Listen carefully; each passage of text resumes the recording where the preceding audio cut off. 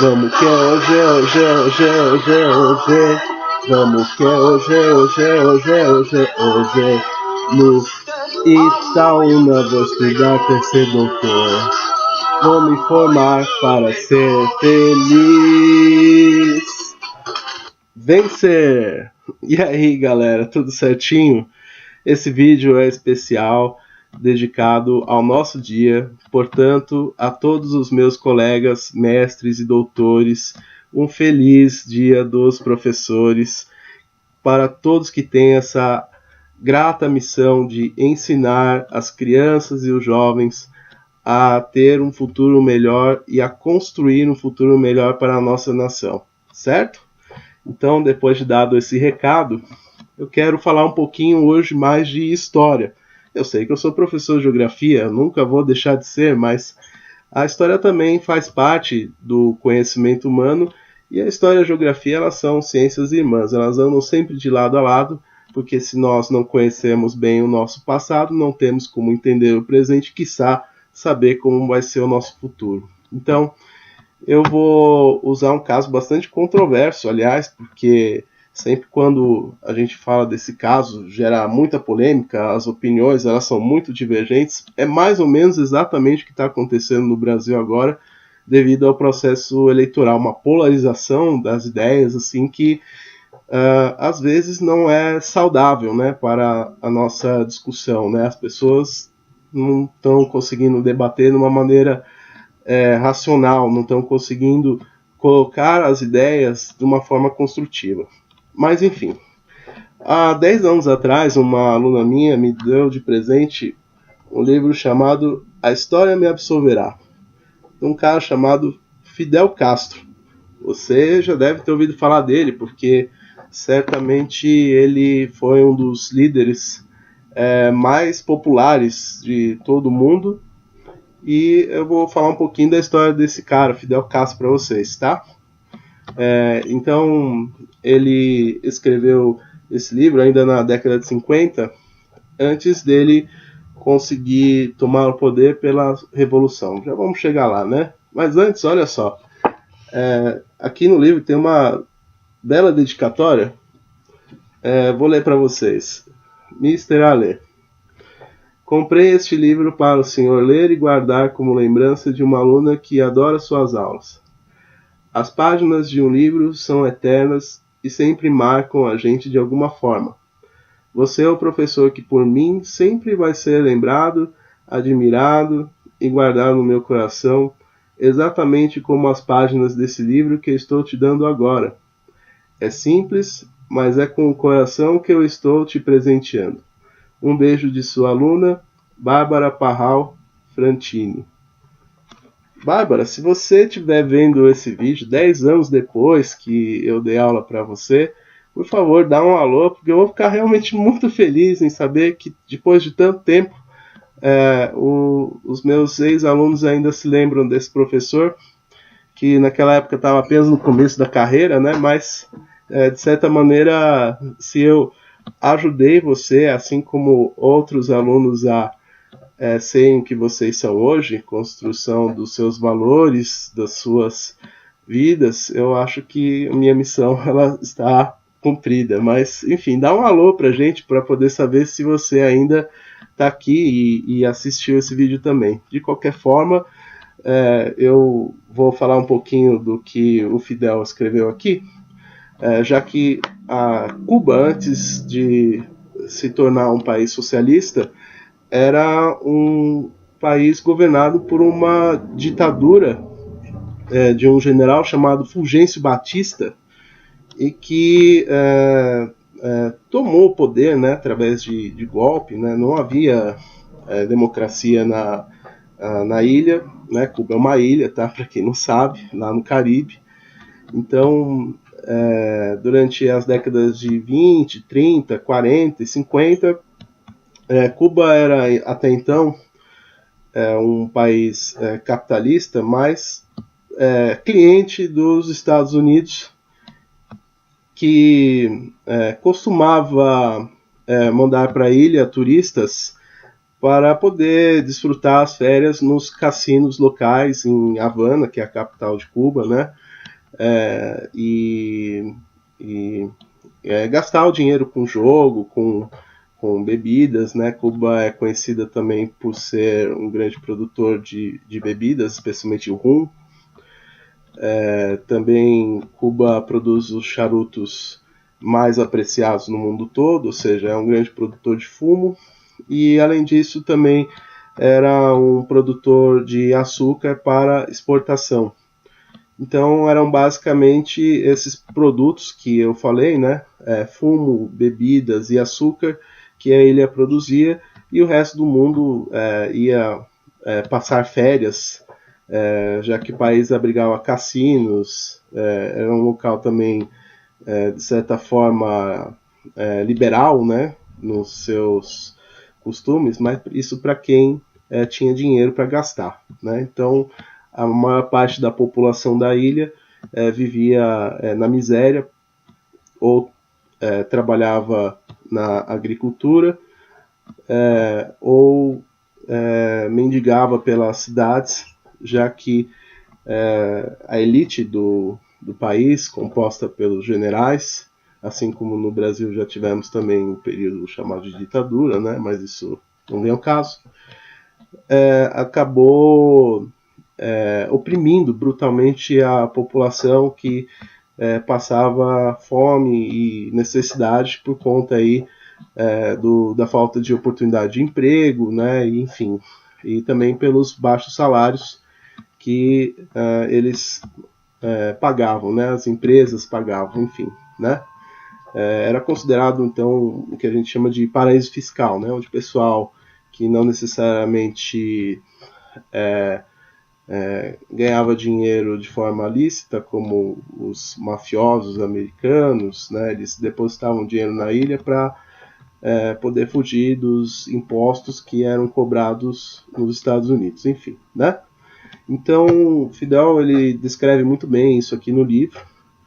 Ele era até então um jovem estudante de direito e havia tido um treinamento militar também na sua adolescência, né, pelo serviço obrigatório, e decidiu que para conseguir transformar a ilha, ela necessitava de uma revolução socialista.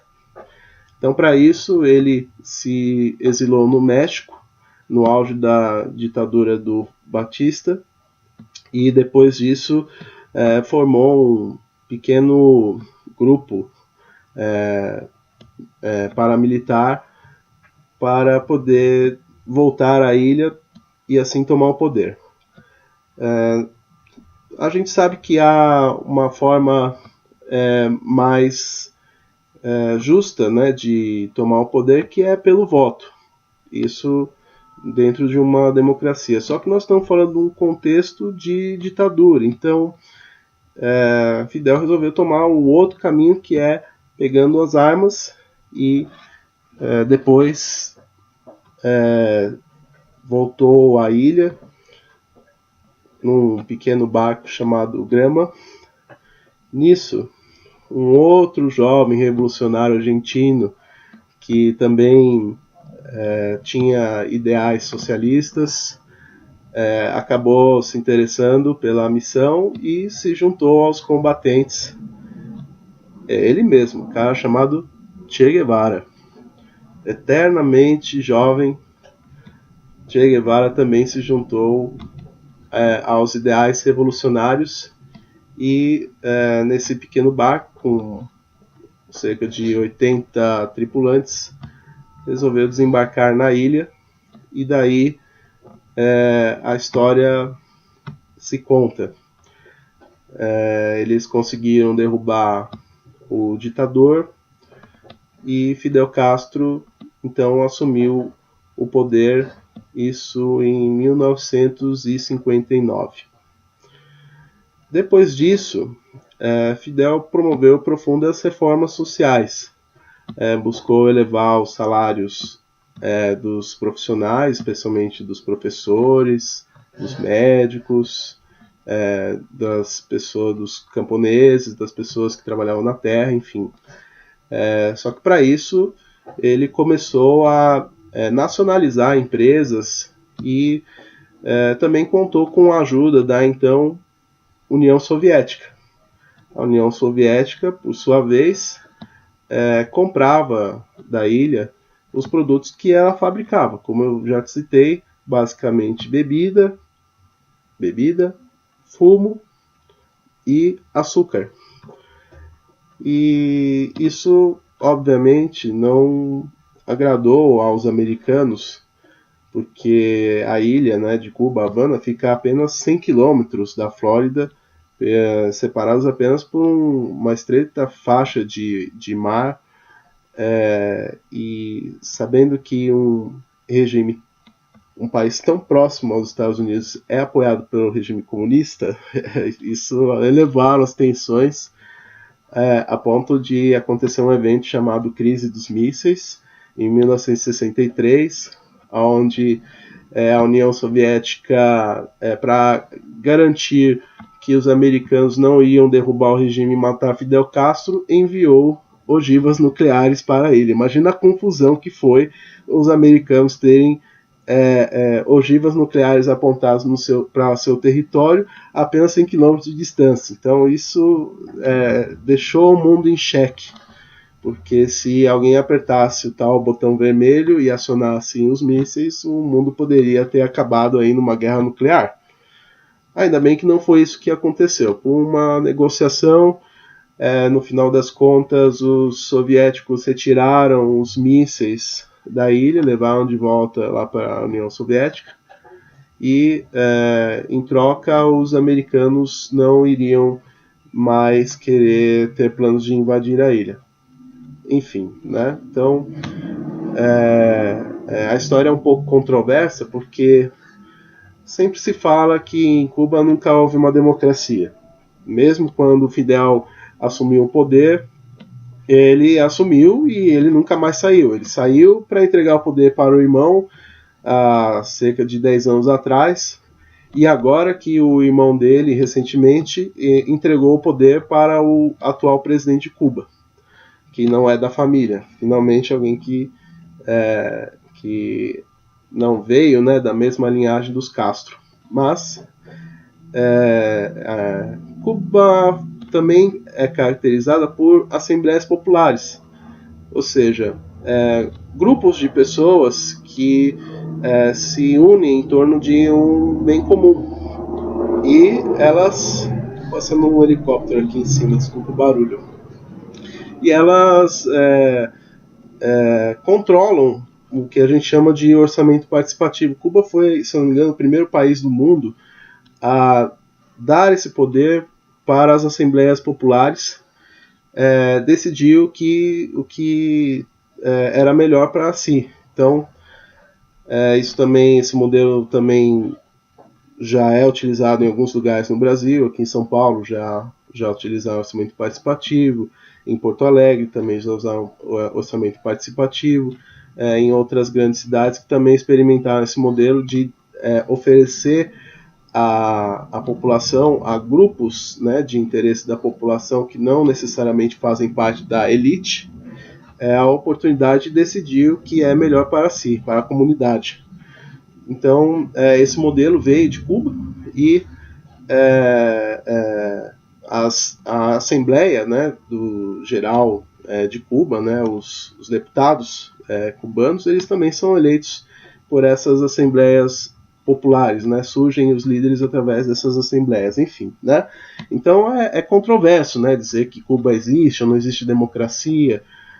O fato é que eles até hoje, né, estão aí, e mesmo com o fim da União Soviética, Cuba sofreu assim tremendamente com a falta de apoio econômico do seu então parceiro. Com o fim da União Soviética, a economia daquele país ela entrou em colapso, então ela deixou de comprar os produtos, né, fornecer petróleo a preço subsidiado, já que a ilha não produz petróleo, então ela dependia, né, das exportações hoje da Rússia, né, para poder gerar energia, para poder fabricar as suas coisas e iluminar as cidades, enfim, né? Então Cuba era muito dependente do petróleo, e isso acabou gerando assim uma crise econômica na década de 90 em Cuba, que durou quase 20 anos, mas ainda assim a sociedade sobreviveu a tudo isso, né? Hoje Cuba procura se abrir para o mundo, né? Fazendo negócios inclusive com os Estados Unidos, né? Antes do presidente atual Donald Trump, o Barack Obama, tomou uma iniciativa inédita de afrouxar o que a gente chama de embargo econômico, ou seja, os Estados Unidos ele não fazia negócios com a ilha, não negócios formais. Então a ilha sofreu muito com esse embargo econômico depois que a União Soviética deixou de ajudar o regime cubano. Então Barack Obama ele reabriu a embaixada americana em Havana, e isso novamente aproximou os lados, né, tanto de Cuba quanto dos Estados Unidos, para que eles voltassem a ter relações diplomáticas normais. Enfim, né, agora com Donald Trump está uma coisa assim meio que suspensa, mas eu acredito que é uma abertura que não tem mais volta. Então Cuba ela tem um sistema educacional que funciona muito bem, um sistema público, né, de educação que funciona muito bem.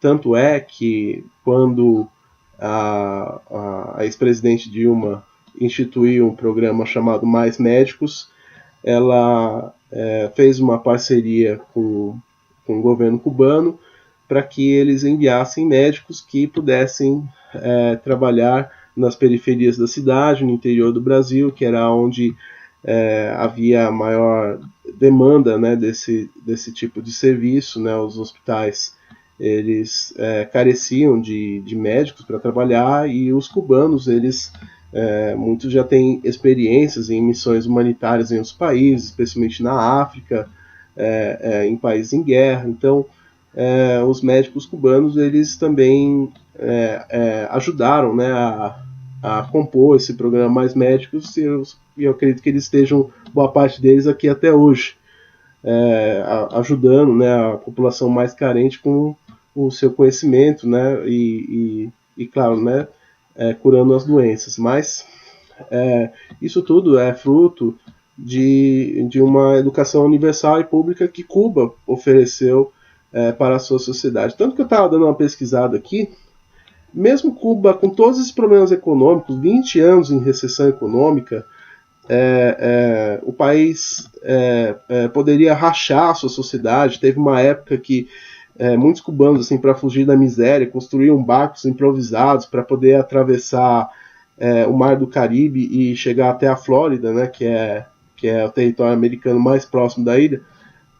Isso aconteceu durante a crise, o auge da crise econômica no meio, no final da década de 90, né? Hoje deu uma aliviada, né, nessa questão, né, da crise, mas algumas pessoas sempre vão lembrar, olha, né, quer ser comunista, vai para Cuba, lá que é o seu paraíso, né? As pessoas lá, tá vendo, fogem da miséria, né, porque elas não querem comunismo, elas querem ter liberdade, só nos Estados Unidos que ela tem. Então falar de Cuba sempre gera assim, discussões acaloradas, e talvez a gente nunca consiga chegar no consenso.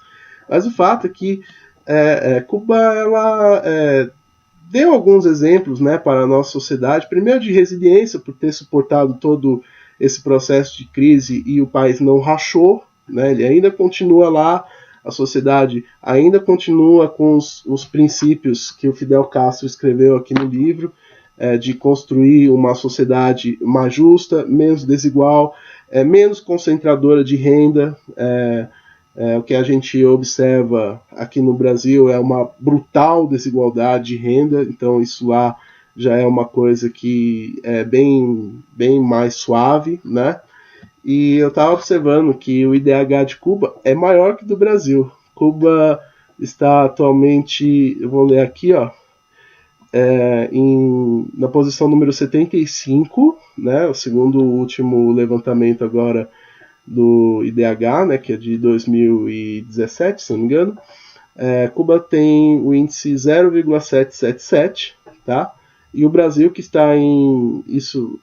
Cuba está em 75º, e o Brasil está em 79º, ou seja, atrás de Cuba, com índice 0,759.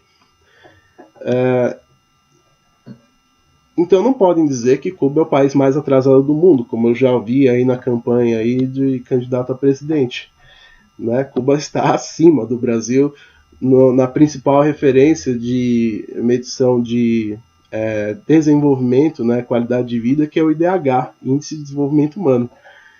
Enfim, né? Então temos que analisar os dados com mais racionalidade, até para poder discutir a respeito disso, né? Enfim, então é isso que eu precisava dizer para vocês. Mais uma vez, feliz Dia dos Professores. Esse vídeo já está longo, mais de 20 minutos, então eu quero aqui deixar meu agradecimento aos colegas da Escola Estadual Visconde de Itaúna. Também quero deixar meu agradecimento a todas as escolas anteriores que eu já passei, tanto particulares, estaduais, o pessoal do Centro Paula Souza, da ETEC também, enfim. Então a todos os que estão assistindo esse vídeo, o meu abraço, o meu carinho, muito obrigado. E eu vou terminar com uma outra música, que essa música eu ouvia quando eu era criança, do meu primeiro LP, que eu ganhei da minha mãe há 30 anos atrás também. Então eu vou cantar um trechinho aqui para vocês, espero que não saia assim tão ruim, né? Vamos lá, né? É dos Changeman. Adorava. Eles têm a força de campeões. Onda sempre com onda pra valer. Se acontecer, se sobreviver, um por todos, todos por ideal.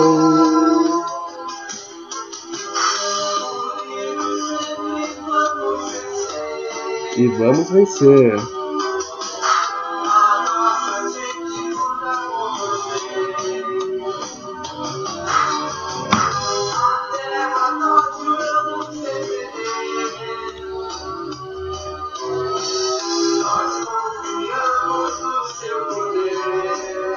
Vamos lá.